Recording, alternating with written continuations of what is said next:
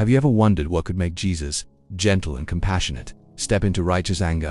This is one of the most powerful and misunderstood moments of the Gospels.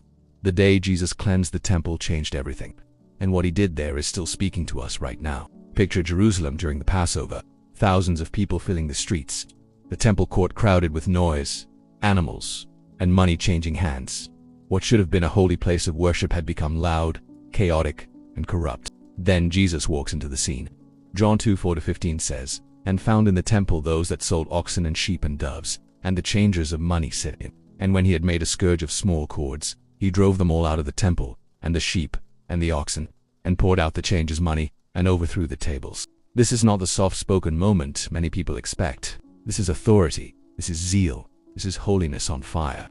Jesus did not lose control. He is revealing God's heart. Verse 16 continues, "Take these things hence. Make not my Father's house an house of merchandise." Think about that. My Father's house. The temple was meant to be a place of prayer, of worship, of meeting with God, but people had turned it into a business that burdened others and profited off their sacrifice. And Jesus would not allow it. Matthew 21:13 records him saying, "It is written, my house shall be called the house of prayer, but you have made it a den of thieves." This was not just about money. This was about misrepresenting God. And this moment points us deeper. Because in the Old Testament, the temple is where the presence of God dwelt. But now Jesus, the Son of God, stood in the midst of it. He is the true temple, God in the flesh. John 2:19. Jesus answered and said unto them, "Destroy this temple, and in 3 days I will raise it up." He was speaking of his body. The same man who cleansed the temple would soon lay down his life for the sins of the world. The corruption he drove out of the temple points forward to the cleansing he would bring to the human heart, and that includes yours and mine. Because 1 Corinthians 6:19 reminds us, what?